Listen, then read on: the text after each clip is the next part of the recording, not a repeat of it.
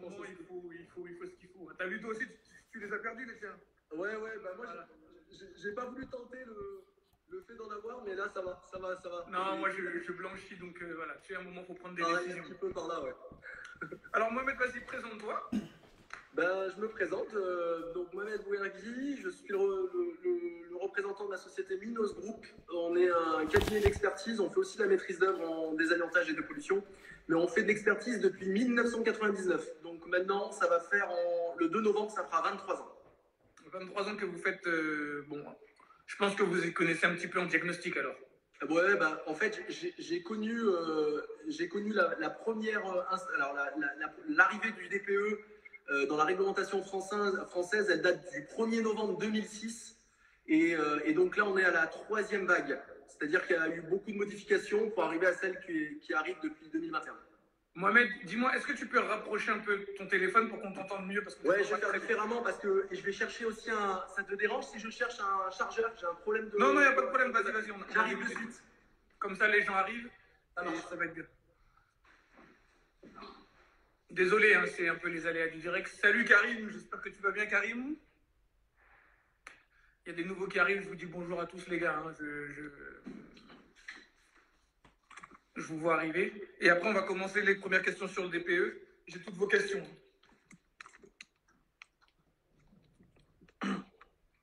Attends, je me gare, je me fais le truc.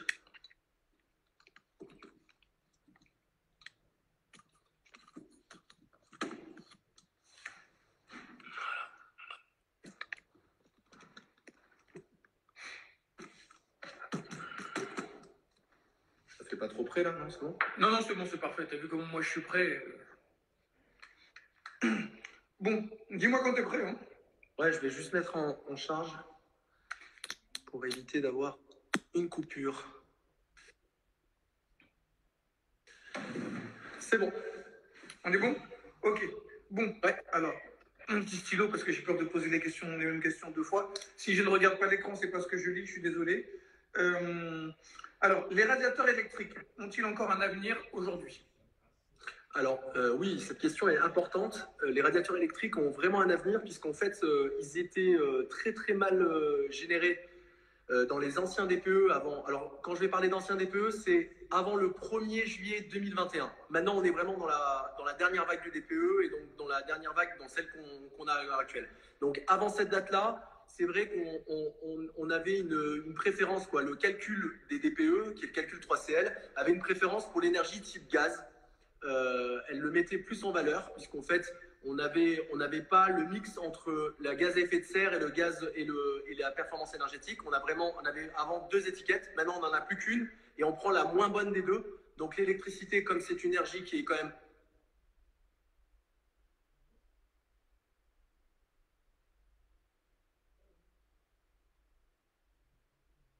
assez meilleure en gaz à effet de serre, c'est vraiment quelque chose qui est important et qui est revenu en fait. Donc c'est vraiment quelque chose d'avenir, effectivement.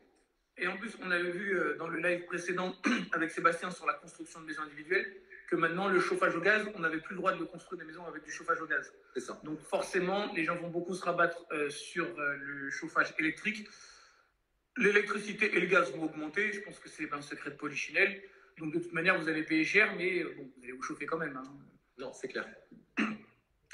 Alors, l'isolation extérieure est-elle une bonne chose et pourquoi? Alors, l'isolation extérieure, c'est une chose très... Alors, c'est important parce que quand on parle de performance d'un bâtiment, quand on parle de performance d'un appartement, l'appartement, il est dans un immeuble. Et quand on parle d'isolation par l'extérieur, cette isolation par l'extérieur, elle t'apporte l'isolation que tu pourrais faire, toi, de l'intérieur, mais de l'extérieur, donc ça fait la même chose. Mais par la même occasion, le fait d'envelopper le bâtiment par l'extérieur, ça te permet de pouvoir libérer, en fait, de pouvoir bloquer les ponts thermiques que tu peux avoir dans le plancher haut et le plancher bas de ton appartement. Donc ça veut dire que la déperdition dans un appartement, elle se fait au niveau du mur, mais surtout au niveau des ponts thermiques haut et bas. Et donc ça veut dire que quand tu fais une enveloppe extérieure, et ben, ça permet de pouvoir couper ce pont thermique et donc d'avoir une meilleure performance. Donne-nous un exemple de pont thermique, s'il te plaît, parce qu'il y a des gens qui ne savent pas c'est quoi un pont thermique. En fait, le pont thermique, on va avoir une fenêtre comme celle-ci, par exemple. Alors, J'ai essayé, je ne sais pas si vous le voyez. Le pont thermique, en fait, c'est la distinction entre la partie, on va dire, mur et la partie cadre de fenêtre. Ici, on a un pont thermique. C'est un pont, c'est-à-dire que c'est deux supports différents et qui sont liés par un ouvrage, quoi. Donc, ça veut dire que si on isole et on fait des ruptures, on arrive à pouvoir maintenir une chaleur intérieure. Mais si on ne fait rien et que deux éléments, c'est-à-dire deux éléments qui ne sont pas les mêmes, et donc pas la continuité, ça crée un pont. Et donc ça, c'est un pont thermique de fenêtre. C'est tout le cadre de la fenêtre qui est un pont thermique. Ensuite, au niveau du plancher, vous avez le mur. Donc vous avez un mur comme ça et un plancher. À ce niveau-là, vous avez en fait un pont thermique. Parce qu'en fait, c'est la différence entre le voile extérieur, c'est-à-dire le mur extérieur, et le plancher, c'est-à-dire le plancher bas, la jonction entre les deux, ça crée un pont thermique. Et donc, en fait, la chaleur sort par ces éléments. D'accord. Alors, vous inquiétez pas, les questions croustillantes vont arriver, mais je mets Mohamed Afedou, je ne vais pas le mettre tout de suite dans le vif du sujet. Puis en plus, vous n'êtes pas encore beaucoup.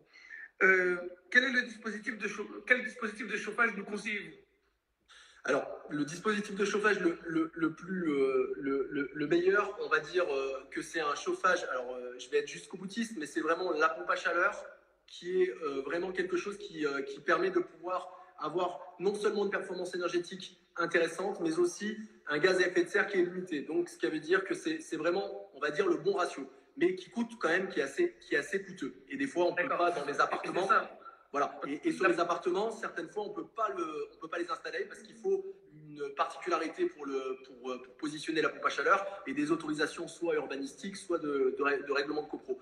Mais comme tu l'as dit tout à l'heure au début du live, le chauffage électrique est, je pense maintenant, le chauffage le plus élaboré pour les appartements, mais peut-être des appartements qui soient on va dire, pas les appartements, les grands appartements, parce que le gaz, les chaudières à gaz avec des gaz nouvelle génération, c'est-à-dire les chaudières à condensation ou les chaudières basse température qu'on peut avoir, qui ont été faites depuis 2016, elles ont quand même des bonnes performances sur des appartements plus grands, parce que ça nécessite en fait une inertie, il y a quand même une inertie importante avec les radiateurs qu'on réalise dans une installation complète.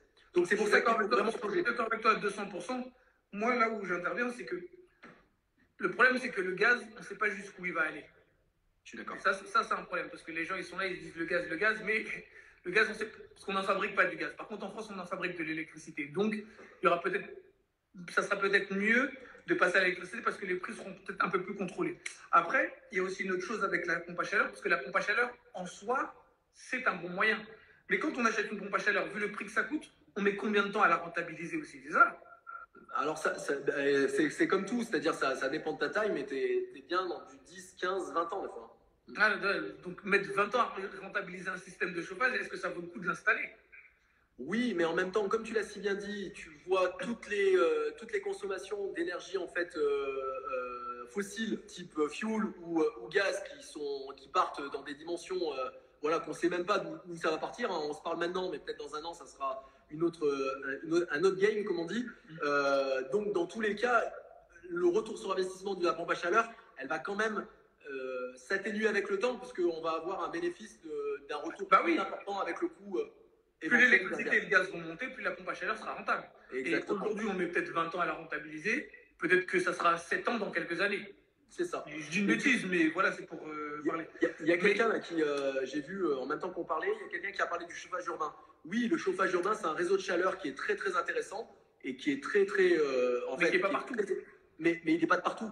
Il n'est pas de partout, il faut être accordé, c'est du collectif, il y a une installation d'une sous-station. C'est bien, mais quand c'est programmé et c'est prévu. C'est même très bien, mais toutes les villes ne l'ont pas et on sait pourquoi. Alors, une autre question. Alors, comment isoler un appartement ancien? Alors, j'ai un vieil haussmannien et je voudrais l'isoler. Qu'est-ce que tu me conseilles de privilégier pour avoir un meilleur DPE? Alors, le problème, c'est de savoir si tu as un vieil haussmannien avec des moulures au plafond, avec je sais pas moi, des murs avec des choses que tu veux conserver, et ben, la problématique majeure que tu vas avoir, en priorité, c'est de pouvoir isoler toutes les parois qui donnent vers l'extérieur. Ça, c'est quelque chose qui est on va dire, celui qui va te permettre déjà de pouvoir faire une grosse partie de ta performance. Ensuite, si tu as un haussmannien, tu dois avoir des belles menuiseries. Donc les menuiseries, plus tu as une surface de menuiserie importante, plus la menuiserie, quand tu vas la changer, tu vas lui mettre une performance, elle va t'améliorer ta performance générale du bâtiment. Certaines fois, les gens pensent en changeant des fenêtres, des toutes petites fenêtres, et avec une surface qui n'est pas importante, ça améliore le confort de vie, mais ça n'améliore pas la performance énergétique, quoi. Ça l'améliore, mais à moindre mesure.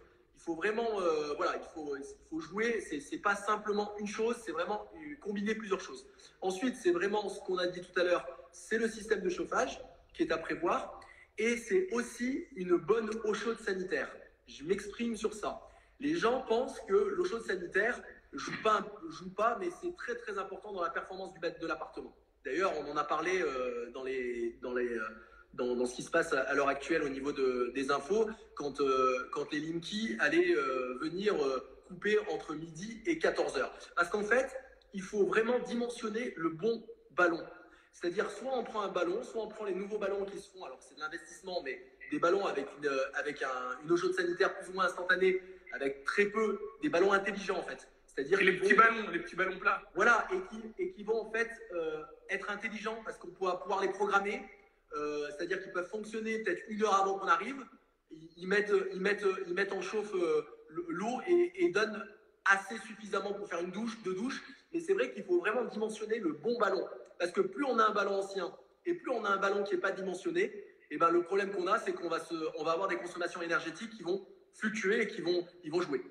Que penses-tu du ballon thermodynamique?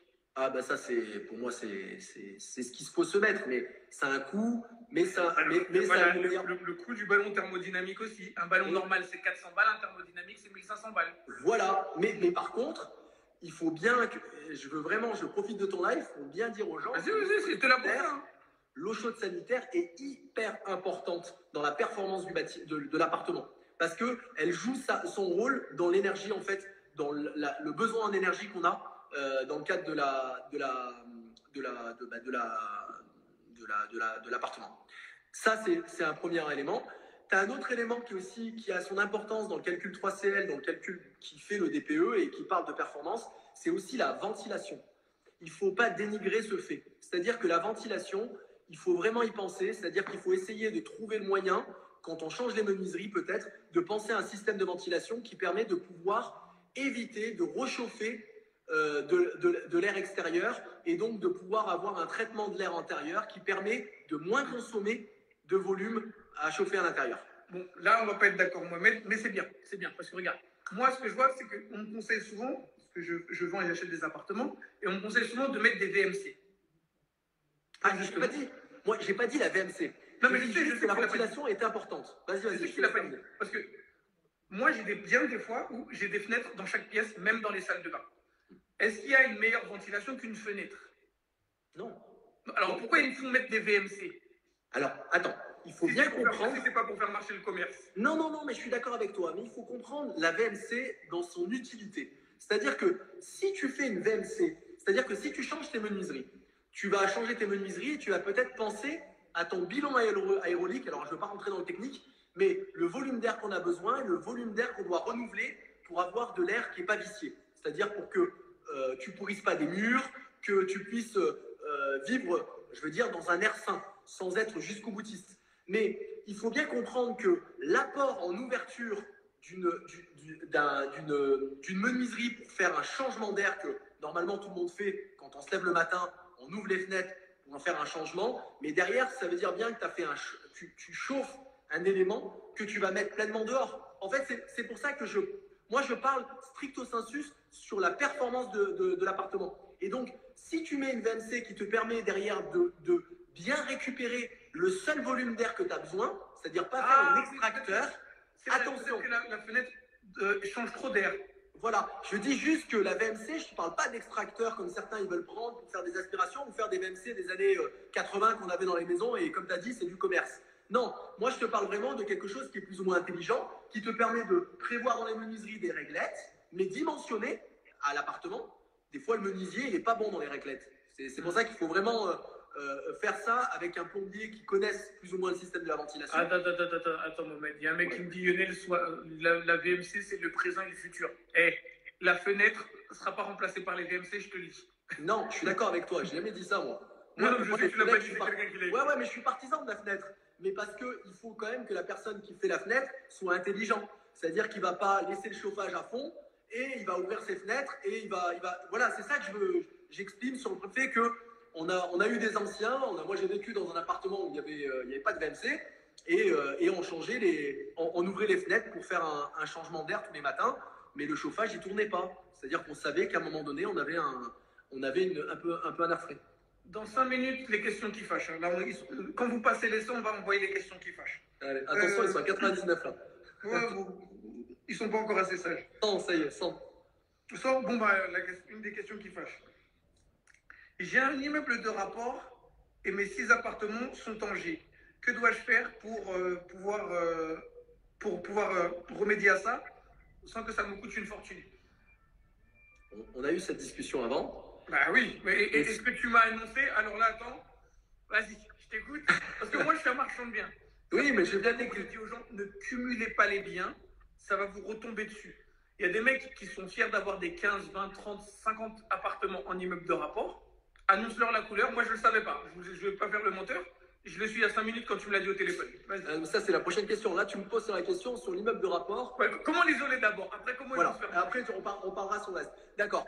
Donc, l'isolation, c'est ce que je pense, et c'est réellement la meilleure performance, c'est qu'il faut avoir un raisonnement sur l'immeuble pour permettre de pouvoir faire des économies d'ensemble et pouvoir raisonner, pour permettre de pouvoir changer de lettre. Parce que le G, ça voudrait dire que ton immeuble de rapport, il est dans un... Voilà, c'est une passoire thermique au sens littéral du terme.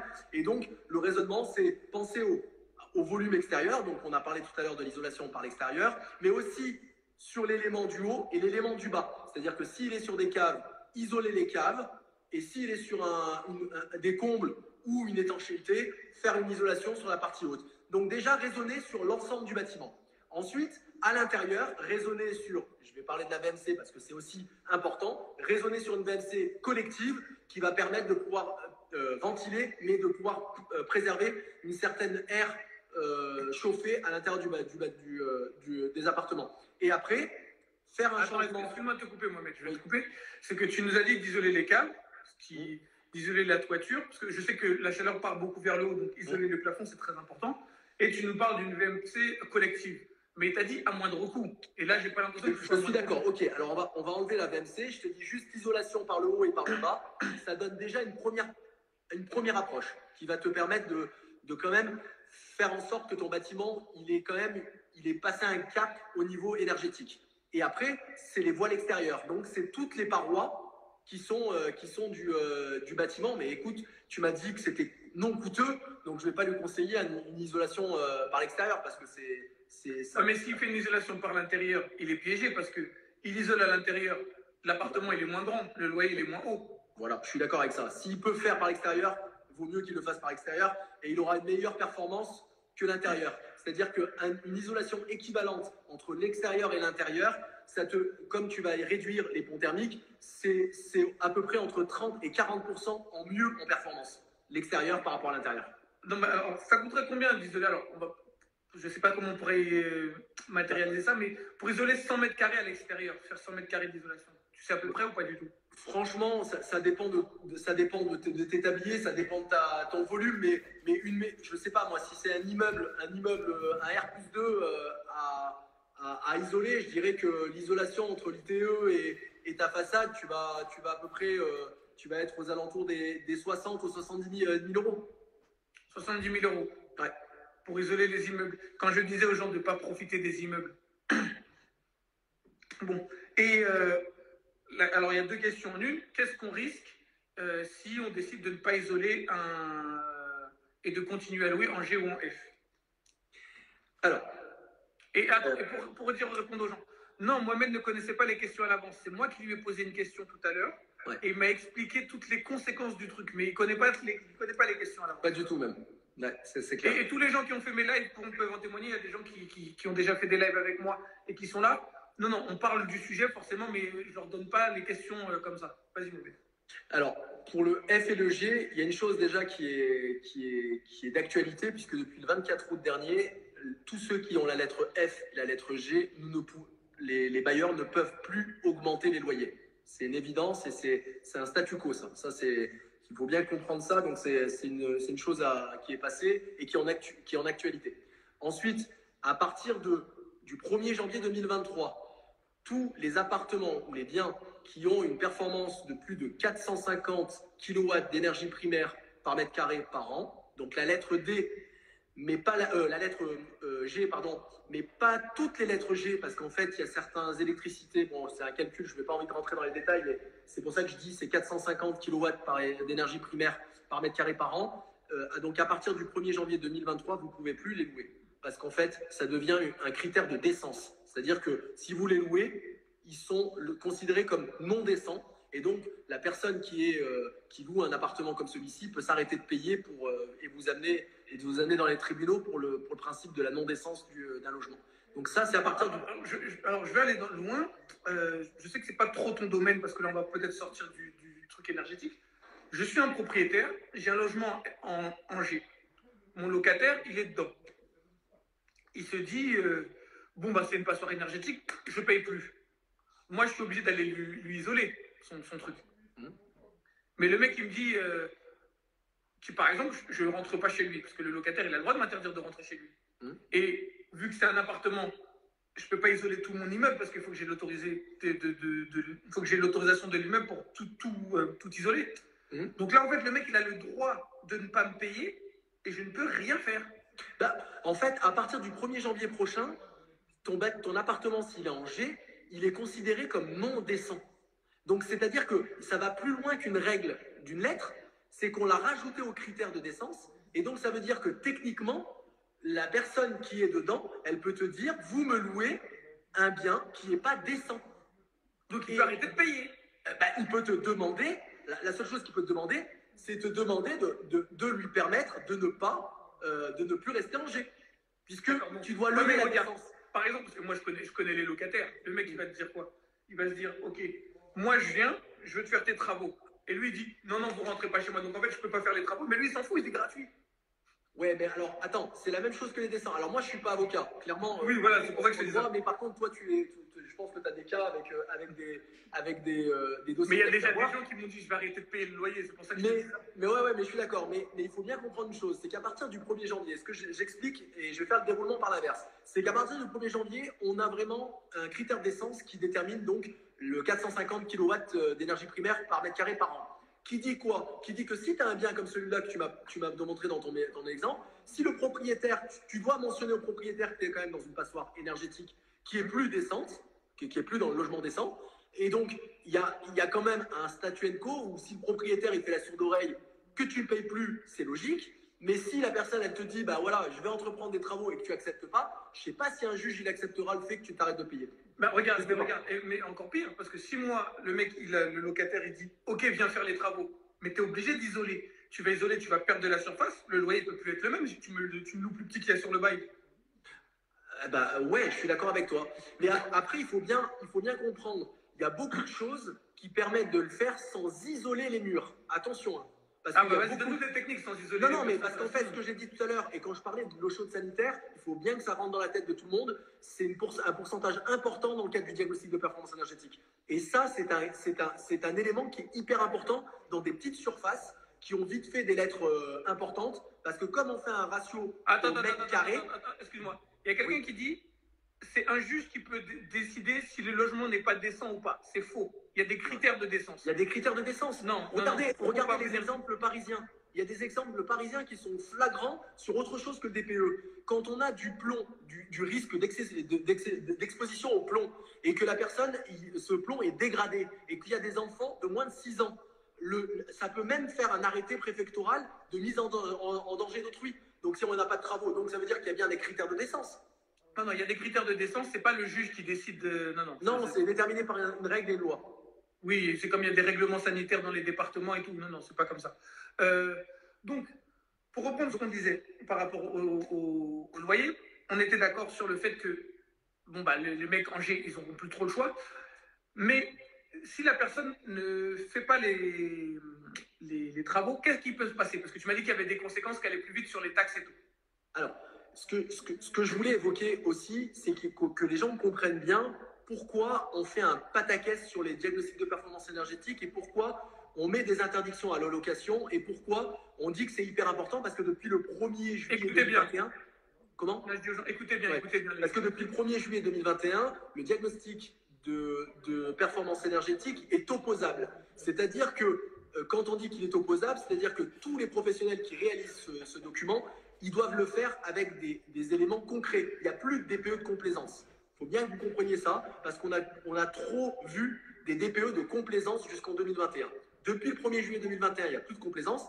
Pourquoi? Parce que ça va amener une chose.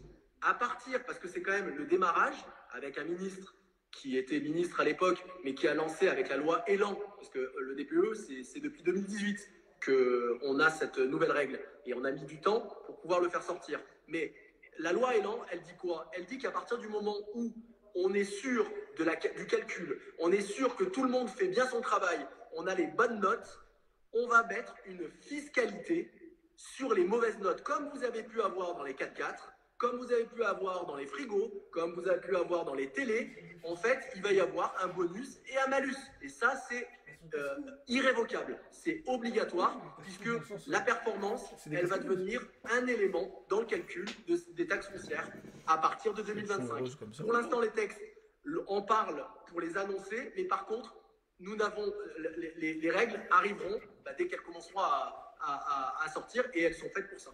D'accord, donc si j'ai bien compris, les gens qui ont des logements en F, en G ou autres vont payer des plus grosses taxes foncières. Ah bah c'est une évidence, c'est-à-dire qu'à partir du moment où c'est une passoire énergétique...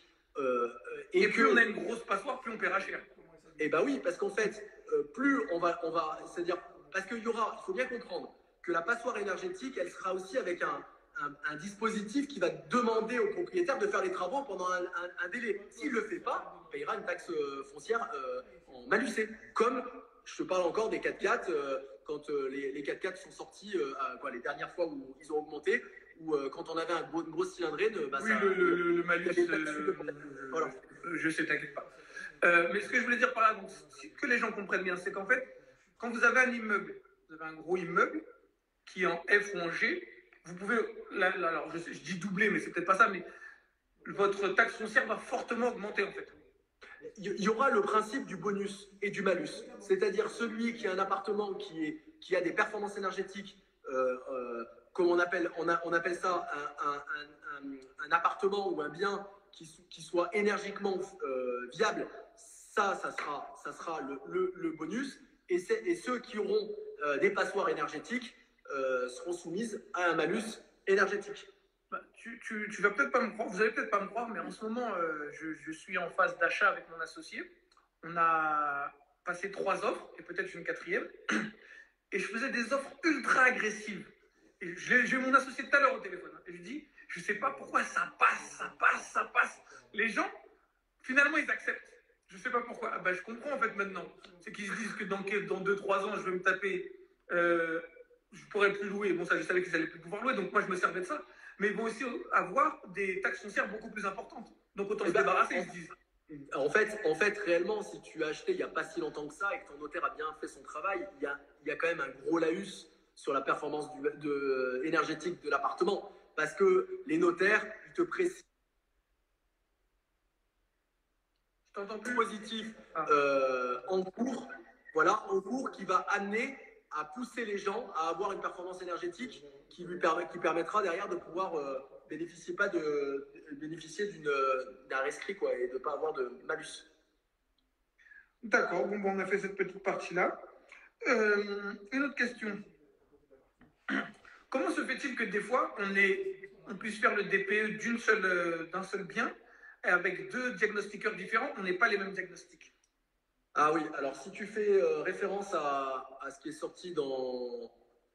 alors la personne a fait référence dans sa question, moi je te l'ai pas dit parce que j'ai pas vu. UFC que choisir, c'est ça? UFC que choisir, oui. Ouais, alors on va se dire la sincère vérité. Tous ceux qui font du contrôle, on a eu les contrôles techniques des voitures, on a eu tous ceux qui font du contrôle. Donc, Alors, il faut bien comprendre une chose, c'est que le diagnostic de performance énergétique, tous ceux qui le font, que ce soit au Havre, ou à Marseille, ou à Bordeaux, ou à Lyon, ont fait les mêmes diagnostics de performance énergétique, puisqu'on a en fait normalement le même logiciel de calcul, qui est le calcul 3CL. C'est un logiciel qui est étatique, c'est-à-dire que c'est les pouvoirs publics qui le mettent à disposition de l'ensemble des diagnostiqueurs.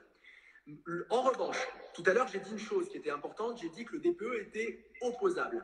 À chaque fois qu'il y a une indication dans le diagnostic de performance énergétique, il doit être documenté, il doit être prouvé par des factures et il doit même être sondé. C'est-à-dire que si quelqu'un fait réellement bien son travail, nous ne devrons pas avoir de variation et normalement, un DPE doit être plus ou moins le même. Le seul problème qu'on a, c'est vrai, oubliez les guillemets, ouvrez les guillemets.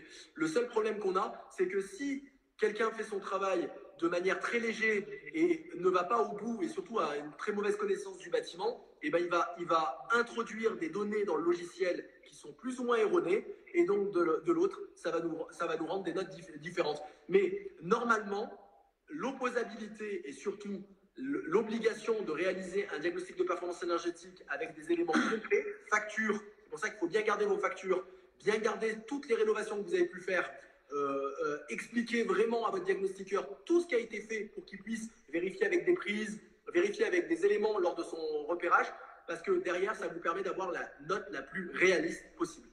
Et effectivement, malheureusement, je suis au même titre que ça, je suis au membre de la Fédération des diagnostiqueurs, de la FIDI. On est attristé par cet article qui est sorti par l'UFC Que Choisir et avec lequel il est venu mettre en épingle un certain nombre de professionnels qui ont fait de manière très légère les diagnostics. Et ça, j'en suis au regret de le dire que ça existe. Mais c'est comme toutes les professions, malheureusement, et ben on a des gens sérieux et on a des gens moins sérieux. D'accord, bon, il n'y a pas de problème. Comment identifier directement, alors je vais imaginer la question, je rentre dans un bien, c'est une passoire, sur quoi je peux quels sont les points principaux où je peux me dire je peux facilement améliorer le diagnostic énergétique de cette passoire? Alors, encore tout à l'heure, ce que j'ai expliqué, c'est qu'il faut bien considérer les passoires sur des petites surfaces et grandes surfaces qui sont vraiment différentes. Parce qu'en fait, il va y avoir des passoires énergétiques sur des petites surfaces, comme on divise par le nombre de... Pardon, c'est bon, ça coupe. Pardon. Souvent, on va avoir sur des petits appartements des performances énergétiques qui sont vraiment très mauvaises, mais c'est aussi lié à la petite surface dans laquelle on divise la performance. Donc, souvent, sur des petites surfaces, la modification de l'eau chaude sanitaire, la modification des menuiseries, et bon, l'isolation, mais le problème de l'isolation, comme tu l'as dit si bien, sur des petites surfaces, on isole, on va perdre des mètres carrés, on va même perdre de la surface qui va poser une problématique, mais au moins sur ces éléments-là, ça peut avoir un bénéfice direct. Je n'ai pas dit qu'on allait passer de G à D, mais on va au moins récupérer une lettre. Et en fait, ce qui permettra derrière de pouvoir au moins avoir ce cap qui interdira le F en 2028. Donc la qualité du ballon d'eau chaude, déjà, ça peut me faire gagner beaucoup. Ah oui. Et franchement, je profite de ton live pour le dire aux gens, parce que c'est méconnu. Il faut bien comprendre que l'eau chaude sanitaire, pour moi, c'est hyper important. Il pèse beaucoup sur le diagnostic de performance énergétique. Alors, est-ce que tu peux nous conseiller deux, trois références de ballons d'eau chaude qui permettent de faire ça? Alors, honnêtement, je n'ai pas de référence à donner parce que mon intégrité veut que je ne veux jamais dire même à mes clients, je ne le dis pas. Mais par contre, des ballons de classe 3, les meilleurs, les plus performants, ou les ballons qu'on a expliqués tout à l'heure, que tu peux retrouver dans tous les revendeurs, que ce soit Casto, Leroy Merlin et tout ce qui va avec, tu peux avoir des ballons avec des tailles. En fait, c'est bien dimensionner la bonne taille. C'est ça que je veux que les gens comprennent, c'est ne pas faire des trop gros ballons et penser à des ballons plus intelligents. C'est-à-dire... Je vais te demander les tailles de ballons par rapport aux tailles d'appartements hors live. Comme ça, je vais pouvoir donner à certaines personnes qui sont dans la formation, puisque forcément, les gens de la formation ont toujours plus d'informations que ceux qui sont dans la team gratuite. J'espère que vous comprenez, ils nous ont fait confiance, c'est normal. Mais ça, je vais leur faire un petit truc. Ça marche pour ça. Et donc voilà, le ballon pour moi c'est hyper important. L'eau chaude sanitaire, c'est hyper important. Alors attends, j'ai encore 2-3 questions. Après, il y a les questions qui sont là, mais alors. Ah oui, il y a quelqu'un qui me. Ça, c'est important aussi parce que j'avais déjà vu avec un agent immobilier. Ma maison est en F, que dois-je faire pour l'isoler? Mais surtout parce que bientôt il y aura un audit énergétique sur les maisons, c'est ça? Oui. Alors en fait, l'audit énergétique, il aurait dû être obligatoire à partir. Alors c'est seulement pour les maisons, c'est-à-dire tous les bâtiments où il y a un logement. Voilà. Parce que les maisons avec plusieurs appartements, ils ne sont pas soumis à cette règle. C'est vraiment les bâtiments unilogement. Normalement, à partir du 1er septembre, on aurait dû avoir une obligation d'avoir un audit énergétique qui se réalise pour tous ceux qui ont une lettre du DPE F et G. On l'a redécalé, donc la réglementation, on l'a redécalé au 1er avril. Et effectivement, l'obligation de cet audit, en fait, elle t'amène quoi? Elle t'amène un dispositif qui te permet d'améliorer et surtout qui te permet, en tant que propriétaire, de donner à ton futur acquéreur les éléments importants qui vont lui permettre de pouvoir se projeter avec une performance énergétique meilleure. Ça revient à ce que je t'ai dit tout à l'heure par rapport à la taxe foncière, parce que, en fait, le dispositif, il est fait pour que, à la signature du compromis, avant la signature de l'acte authentique, l'acquéreur ait toutes ses cartes pour savoir s'il achète ou il n'achète pas et combien ça lui coûte d'aller changer sa performance. Non mais regarde, je suis d'accord avec toi, c'est exactement ça, c'est que moi, je veux acheter ta maison, Mohamed. Tu me la vends, on est d'accord sur le prix, je dis une bêtise, ta maison vaut 300 000, je veux l'acheter 300 000, tout est bien. Au moment où je reçois le document, je vois que ta maison, c'est une passoire, et je sais que si j'achète ta maison, par exemple, tu payais 1000 balles de taxe foncière, vu que maintenant on sait que c'est une passoire, ça va être déposé chez un notaire, l'État pourra savoir que c'est une passoire, moi je vais peut-être me retrouver avec 1300 balles de taxe foncière. Ça, je ne peux pas te donner le montant, mais c'est sûr que ça va être... Oui, non, mais c'est pour que les gens comprennent le système. Donc en fait, moi je sais qu'en achetant ta maison, je vais devoir payer plus cher, ou sinon, tu vas me donner un petit papier qui me dit combien ça va me coûter de réisoler ta maison pour en faire une bonne maison.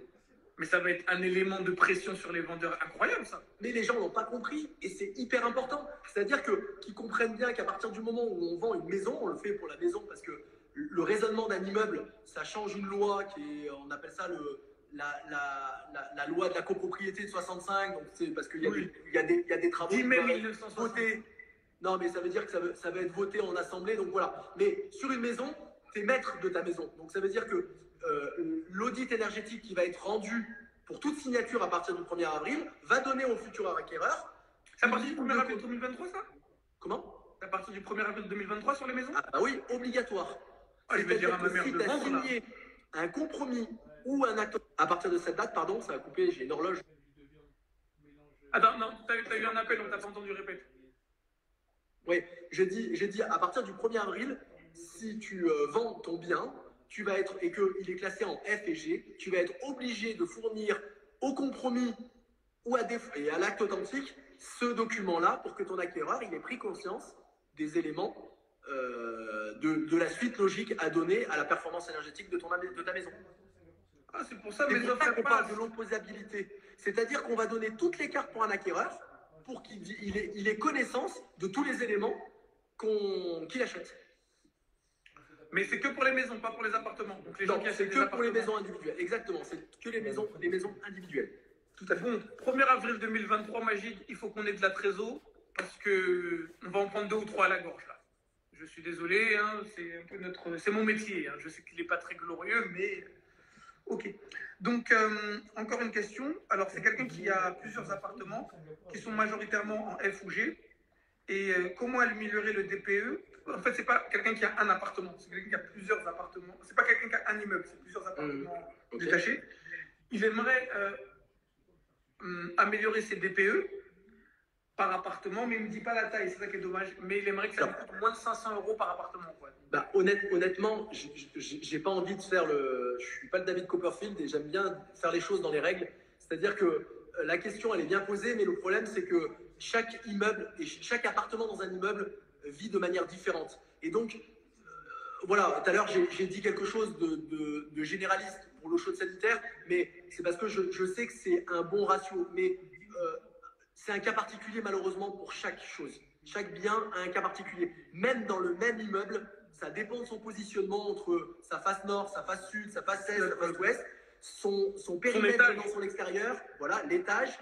Tous ces éléments-là vont rentrer dans le calcul et donc va poser plus ou moins, voilà, le curseur, il va être lié à chaque bien. Je suis désolé de répondre ça, mais je ne peux pas lui répondre quelque chose de plus. Il y a Karim qui est agent immobilier à Colombes.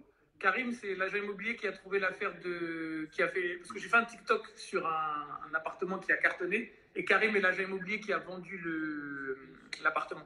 Et il dit, d'ailleurs, l'audit technique des maisons va beaucoup peser dans les estimations des maisons, des agents immobiliers sur les maisons. Donc ça va être vraiment un vrai bordel, ça. Mais totalement. Mais en plus, moi, pour être dedans, je trouve certains agents immobiliers, je trouve une occasion importante de pouvoir travailler tout de suite ces maisons-là avant cette réglementation, parce qu'après, on va se retrouver dans une situation où ça va être un peu plus compliqué. C'est ça que je veux dire. C'est-à-dire que... on l'a bien compris, t'inquiète pas. Je ne vois pas... Parce qu'en plus, le pire dans tout ça, c'est qu'en fait, ça a été repoussé de 6 mois, mais au dernier moment. C'est-à-dire que ça a été en août qu'on a déplacé du 1er septembre au 1er avril. Parce qu'il y a eu beaucoup qui sont montés parce que le problème du calcul était pas encore correctement fait. Mais si tu veux, sur le principe, c'est que cette règle, elle existe, elle est énoncée de partout, et j'ai l'impression qu'il y a encore beaucoup de gens qui tombent des nues quand on va agir. J'ai un agent immobilier qui m'a dit oui, mais le gouvernement, et je vais pas mentir, j'ai même fait une vidéo où je l'ai dit, je pensais que le gouvernement allait reculer. Franchement, je me suis dit, c'est pas possible, les gens n'auront pas assez d'argent, ils savent très bien que les gens n'ont pas d'argent. Je pensais que le gouvernement, et je le dis, hein, je suis pas menteur, je le dis. Je pensais qu'ils allaient reculer, mais non. En fait, Lionel, il faut bien que tu comprennes une chose, c'est qu'ils ont déjà reculé. Parce que les gens ne comprennent pas, on a déjà reculé. Il faut bien comprendre que l'évolution du DPE, je l'ai parlé tout à l'heure, elle existe depuis 2006. Elle a eu une modification en 2012 avec la taxe carbone qui devait sortir, mais on a eu un changement de président qui a changé. Et ensuite, on a eu cette dernière réforme qui vient de la loi Elan, mais c'est un dispositif Objectif 2050 qui a été signé dans tous les arrêtés, tous les décrets européens, et donc qui force la France à passer un cap. Donc on ne reviendra pas en arrière, c'est sûr et certain. Alors il y a quelqu'un, je vais te reposer deux, trois questions, Mohamed. On va arriver vers la fin du live, mais il faut vraiment qu'on les pose parce qu'elles sont tout aussi importantes. Il y a quelqu'un qui dit, quel est le prix moyen de l'installation d'une VMC hygroréglable? Hygroréglable de type A, B ou double flux.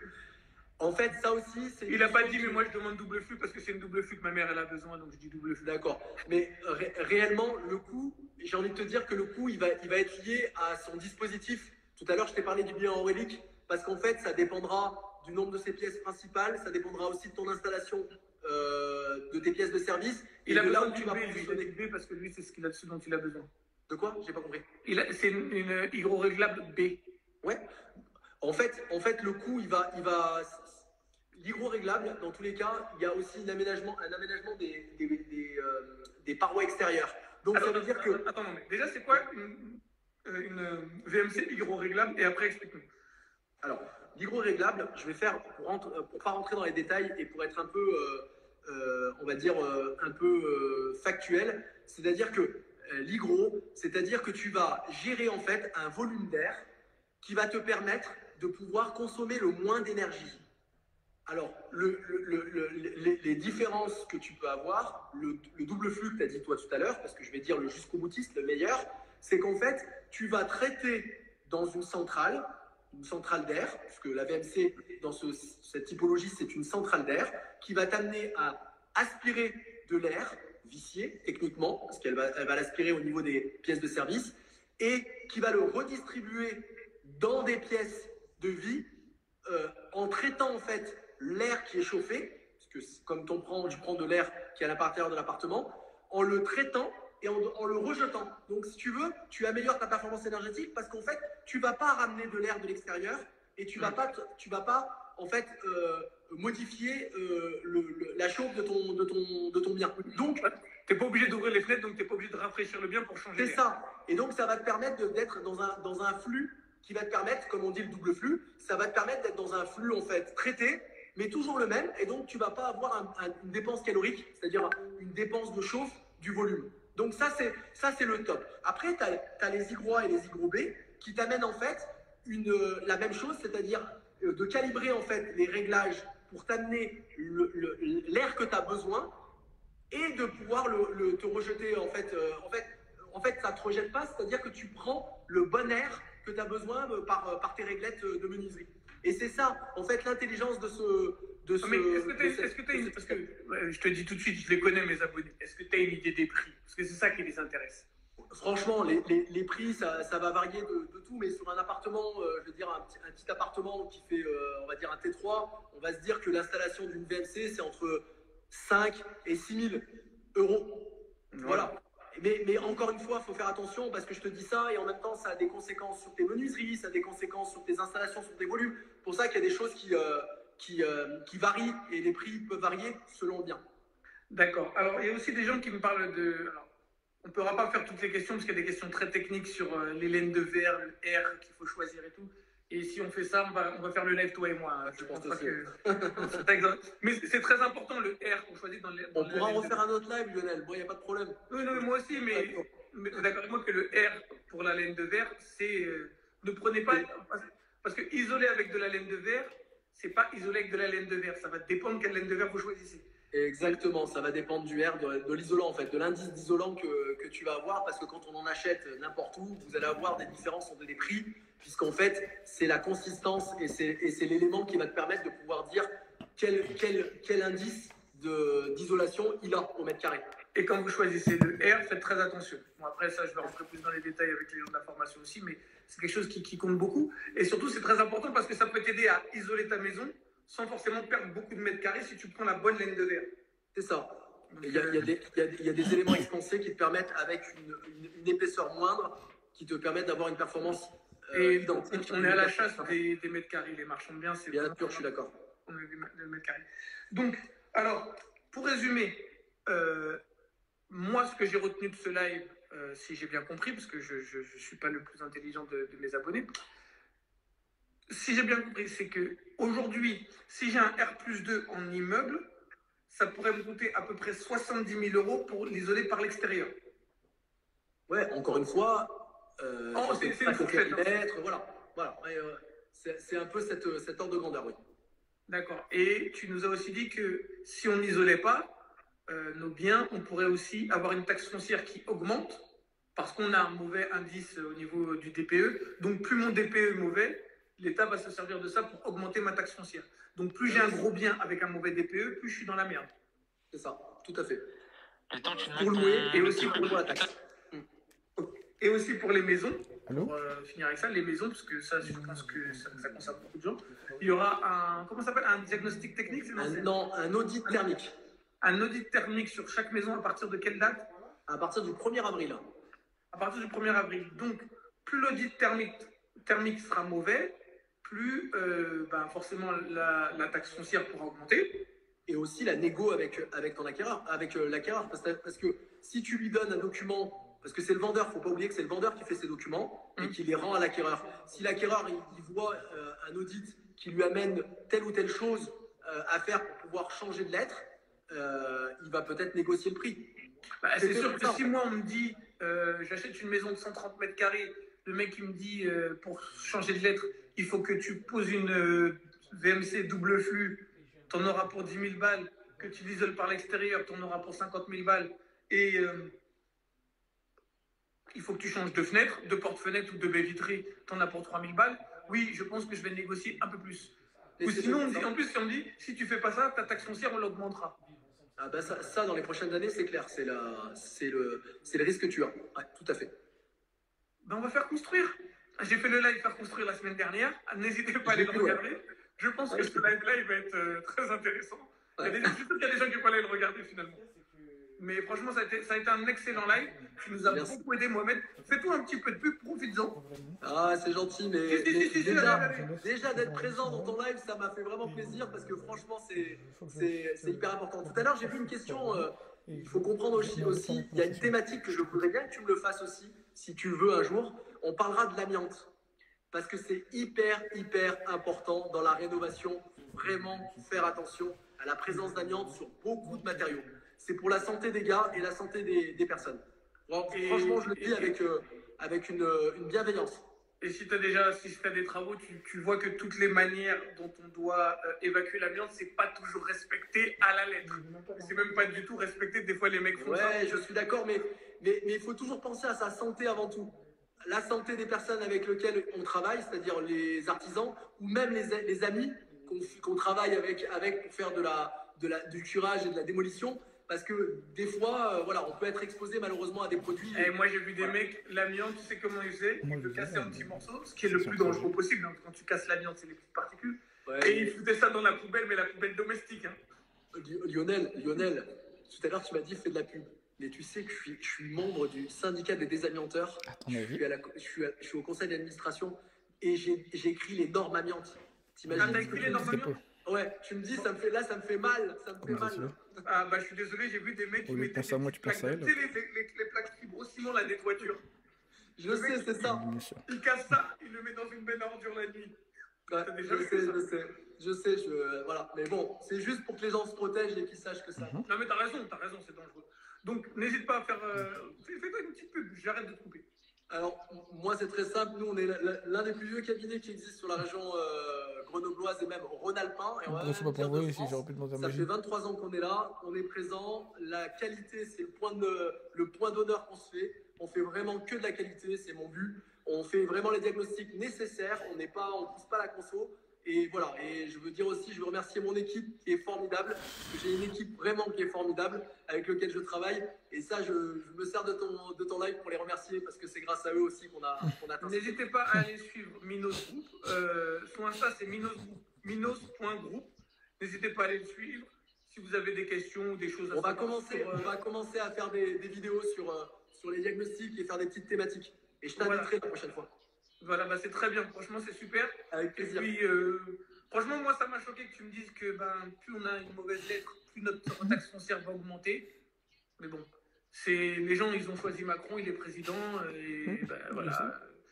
Je vais vous quitter pour essayer d'aller faire de l'essence. Qui accepte d'être numéro 3. Mais... En tout cas, c'était un plaisir, Mohamed. Pareil, Lionel, merci à toi. Merci à toi. De rien, Mohamed, c'était un vrai plaisir. Salut à tous. À très vite.